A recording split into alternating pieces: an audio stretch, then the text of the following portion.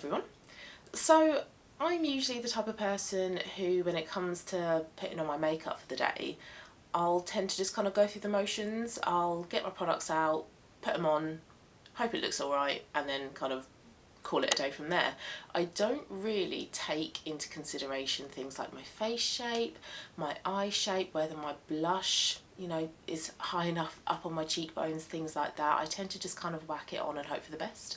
But recently I have been trying to take those things into consideration, and I have done a bit of research as to what I think my face shape is, my eye shape, things like that, and I've watched a lot of videos on places like TikTok and YouTube as well to try to help me with that.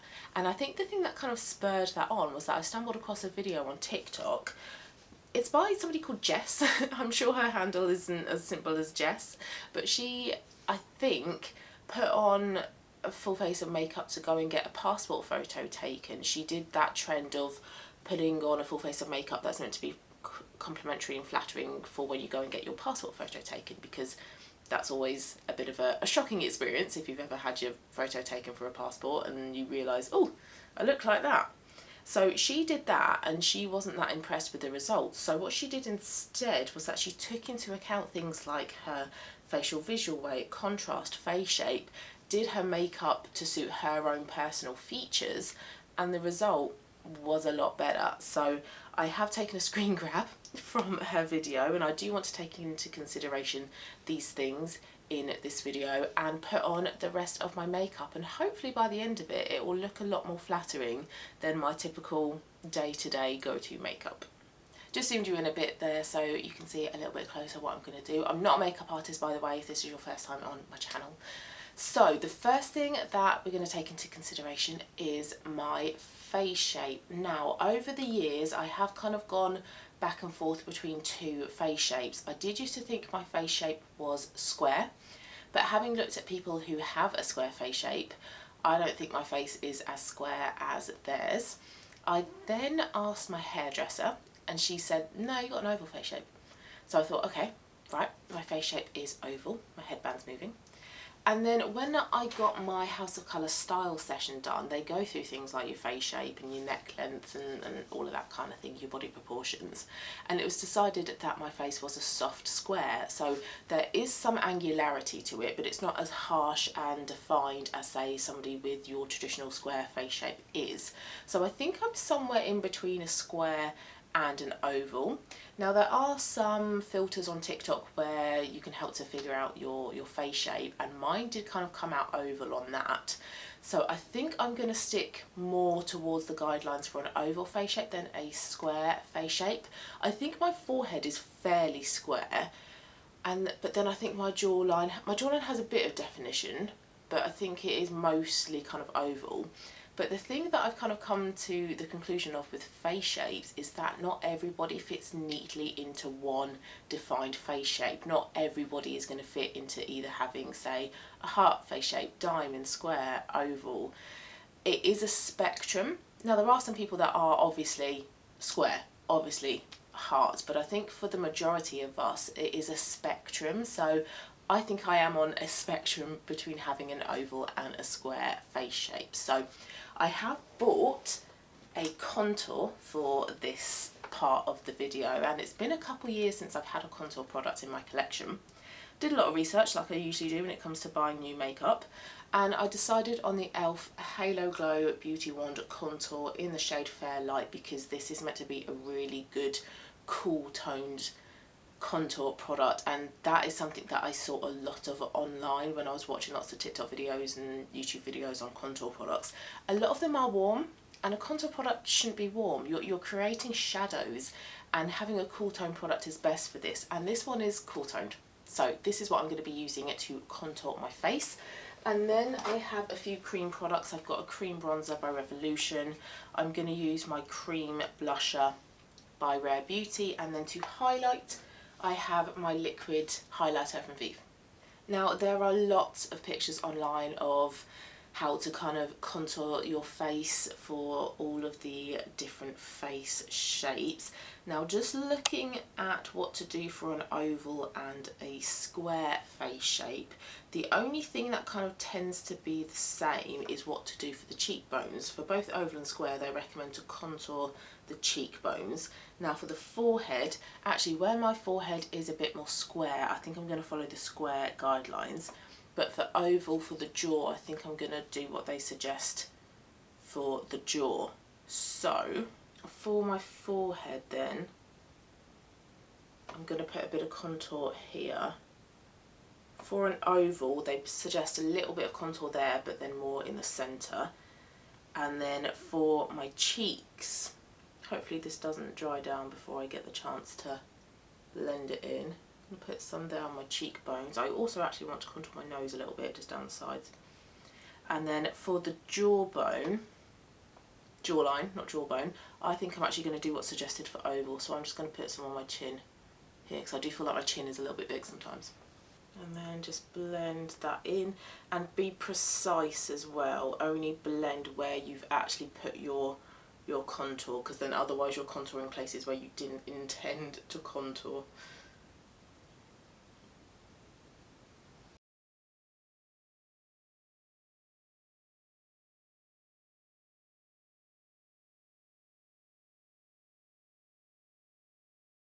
And I suppose the aim of contouring your face is that you want to get it looking like the ideal face shape, which is actually an oval face shape. I don't know why we decided that the oval face shape is the ideal face shape. It's like with the body as well. The hourglass is the perfect ideal face shape, body shape rather. And again, I don't know why.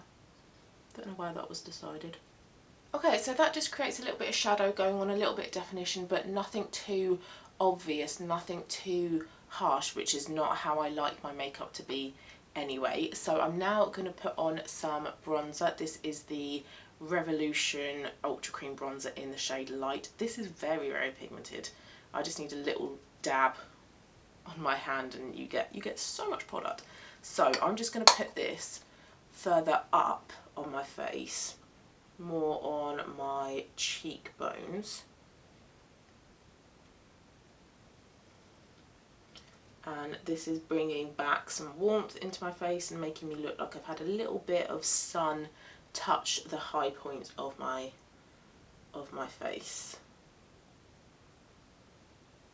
And I think I would put a little bit just there on my forehead as well.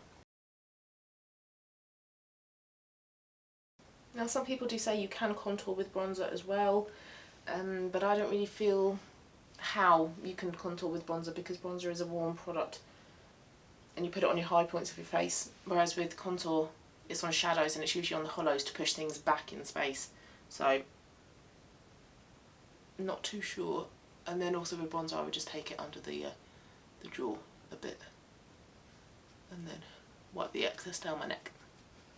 So looking at the picture for blusher placement, for square it looks like you want to put blusher more on the apples of your cheeks, whereas with oval it seems to be in more of a sort of oval shape and going up to create a kind of lifted effect. So I think that's how I'm going to do my blusher, more like the oval, because I feel like my cheeks are more oval than square.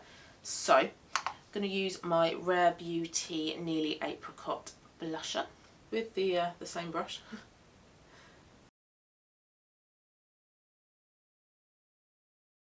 And as well with blusher, if you look at your pupil, you don't want to bring in your blusher closer towards your nose. That's your line. You want to stop there and bring the blusher up, unless you're going for a sunburnt blusher.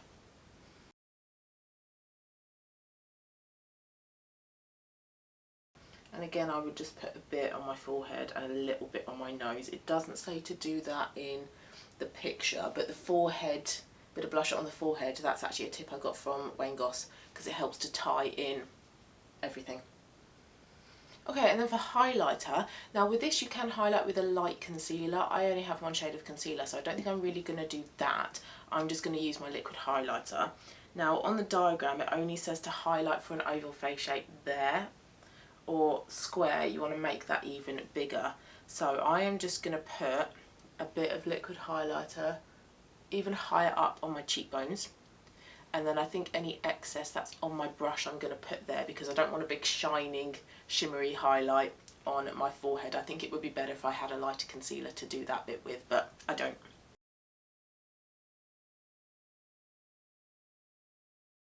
So hopefully that effect will be quite subtle and not really obvious that I've got a load of liquid highlighter on my forehead. Okay, and then that's the overall effect. So it's quite subtle, and when it comes to me doing my makeup anyway, I don't tend to go like overboard with things like bronzer and blusher, but hopefully it's kind of coming across that I do have a bit more kind of like definition on my face now. And I'm just gonna powder my T-zone, just using my Vive face powder. Okay, so face shape done. The next thing that Jess talks about in her video is facial visual weight. Now there's not too much information out there about this. The only sort of information I managed to find was in Dear Peachy's YouTube videos. That is a fantastic set of videos that Dear Peachy does. It's all about looking at doing the perfect makeup for you and your facial features. There's lots of videos. Go and have a look, but I did manage to find one on facial visual weight, and there is a little quiz to try and help you figure out your facial visual weight, so whether it is low or high. And from my understanding, it's not about surface area that your features, so your nose, your lips, your eyes for example, it's not about the surface area that those features take up on your face. I think it's more to do with the projection, so how far they come out of your face. So I think the example that really made it a bit clearer for me was with Rihanna. So if you look at Rihanna straight on, she appears to have a fairly wide nose. But if you look at her from the side, her nose doesn't seem to kind of come out too far from her face. So I think it's more to do with that, how far your features come out of your face, I suppose. So when I did the quiz, I think it was determined that I have a high visual weight. And from there are different makeup styles that you can do to suit your features. So for me, there were two suggestions. One of them was to enhance the visual appeal of the well-defined features. So from the image, I'm glad they put an image for that, because that was actually a little bit unclear what they mean. But the lady has red lips on, so I think it's about either going for like a smoky eye or a really bold, dramatic, deep or colourful lip. And then the other was to create the warm and amiable impression, and then the lady has a more natural makeup look, I suppose, and that is very much how I like my makeup anyway, so that is what I'm gonna be going for in this video. And I think with facial visual weight, that's really all I can kind of say on it for now. So next, let's do eye shape, and this is something that I really struggled with. I think I've said this before a lot of times on my channel, but I find it really difficult to look at myself and go, you're this, you're that. So with my eyes, I took a picture of my eyes when I had absolutely no makeup on and tried to determine my eye shape, and I thought I was lots of different ones. And like with your face shape, with eye shape, you don't always fall into one category. So for example, with eye shape, that tends to refer to either almond shaped or wide shaped eyes. With things like protruding eyes or deep set eyes, that's not so much the shape of your eyes, it's just whether they're more in your skull or whether they're coming forward. It's not about a shape as such.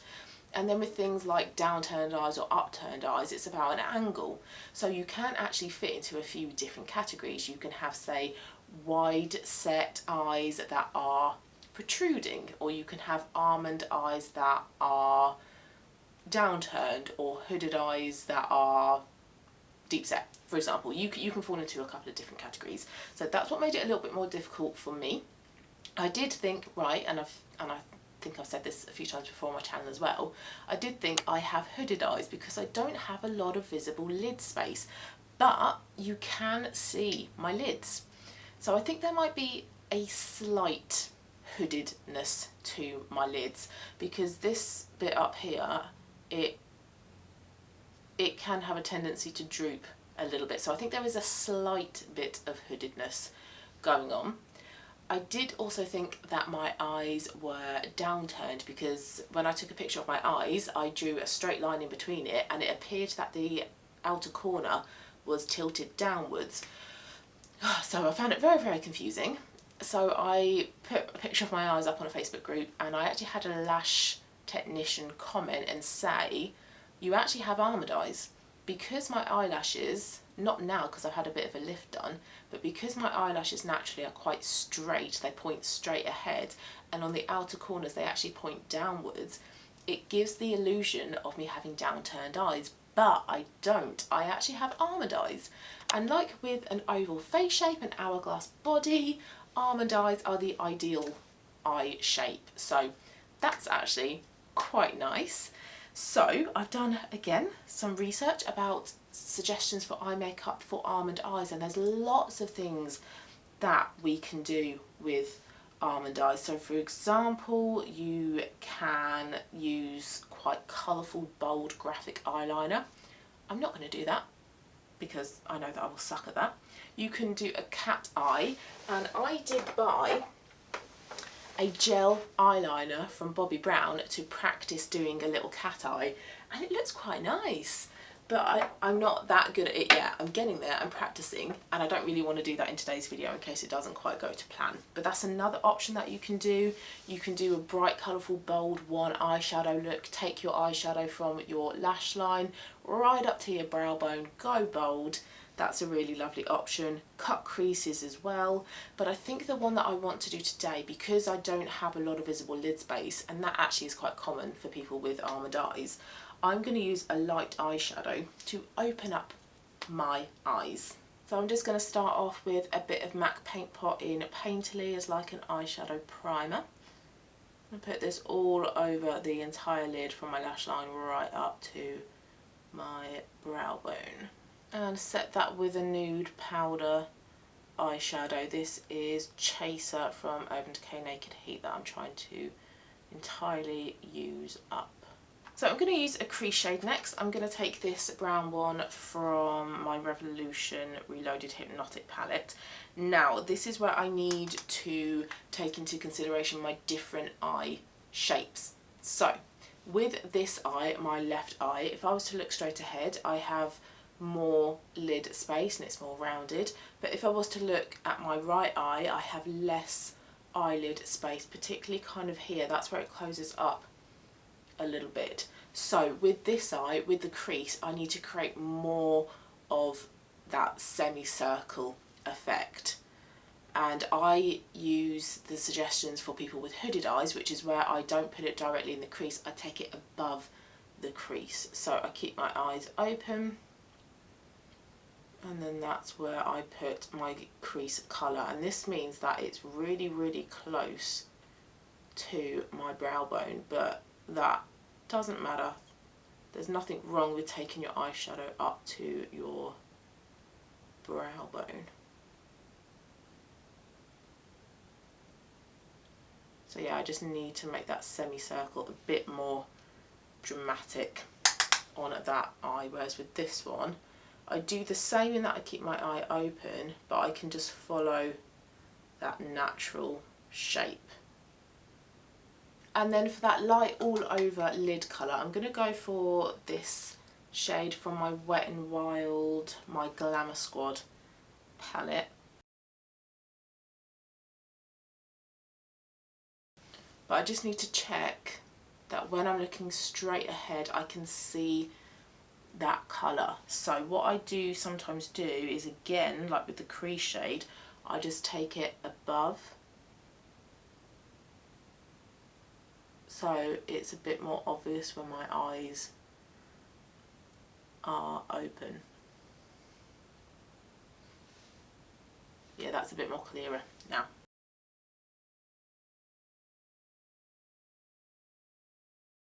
Another tip is to run some eyeshadow under your lower lash line to help define the eye. So I'm just using that same crease shade. And you can go colourful with this as well. If you want to be a little bit more daring, you can go for a completely different colour, so like a bright blue for example, or like a lime green under your eyes, whatever you want to create a kind of contrast.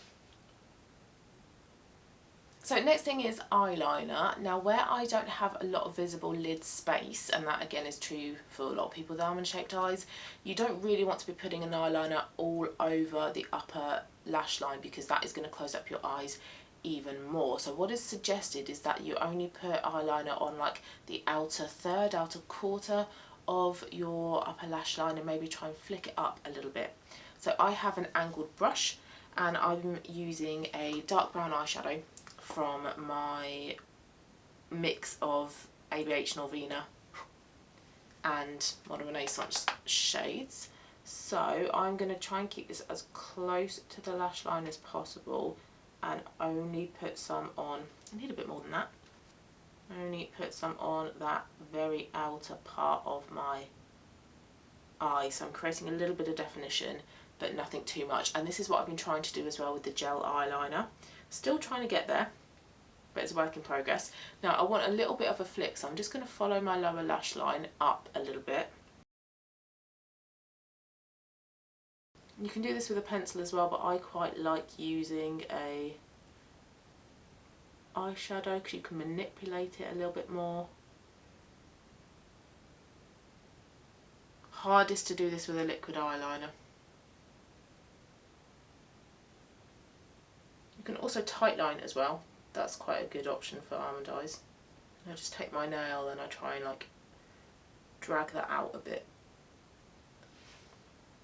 Now I'm not sure how obvious that's going to be on camera, but up close it just gives a little bit of definition to my eyes. Also with eyeliner, it's suggested that you put a nude colour in your waterline. Try not to go for white because it's a bit stark. A nude, like your skin colour, is a good option to just help brighten up the eyes a little bit more. And then a nice highlight colour in the inner corner, again just to brighten it up a little bit. Now for mascara, it depends on what you want to do with regards to your eye shape. So if I want to accentuate my almond eyes, I would focus the mascara more on the outer corners. But if I wanted to create the illusion of wider eyes, I would focus it more on the centre of my eyelashes. So I am going to try to accentuate my eyelashes. So I'm using Lash Clash, and what I've started doing is just putting a little bit on my mids and ends, and then I'll just go back in again and do it from the root. So that's a little bit on both eyes. Now what I want to do is I want to focus the mascara more on this outer part of my eyes and try and like do that with my mascara brush and bring it out. Curling your eyelashes is a good idea as well, but I've had a lash lift and I don't think it's suggested to curl your eyelashes because I think it can damage them. Now I did speak about my lash lift. I had a little bit of a, not an allergic reaction, but it didn't really go to plan. My eyes were a bit sensitive. So I didn't manage to get the full lift, but what lift I have got, I really like. It has made a difference and it has made my eyes look more open and has actually made me realise that my eyes are almond and not downturned. If you want to accentuate your almond eyes even more, you can put on some false eyelashes, not a full strip, like a half strip maybe, or even smaller than that, individuals perhaps, and focus those on the outer corner. I need a bit of powder cheek products, so I'm just gonna copy what I did for my cream product. So this is just a bit of bronzer, just to give a bit more colour to my face. Alright, lastly, lips. So with Lips, there are, like with eye shapes, lots of different lip shapes out there, and I did have a look, but I didn't feel like my lips really kind of matched with any of the lip shapes out there. So instead I just kind of paid attention to what I have, and what I have noticed is that my lower lip is slightly fuller than my top lip, and also there is a bit of unevenness, there is a bit of asymmetry. So this half, this side of my lip, hangs a little bit lower than this side. So what I have started to do is to line this side just on my natural lip line, but with this side I overline it ever so slightly, and that helps to create a bit more evenness going on. And then with my top lip I just slightly overline my cupid's bow a little bit. I don't overline the sides, that's just how I like to do my top line. So I'm going to use the NYX lip liner in Natural to do that.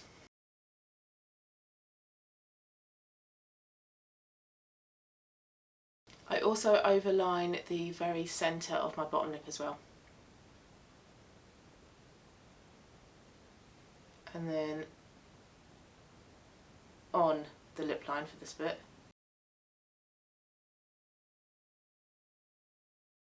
And over for this bit.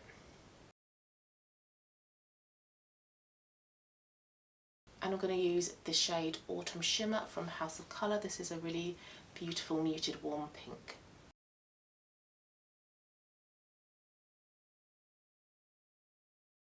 And then I do sometimes afterwards go back in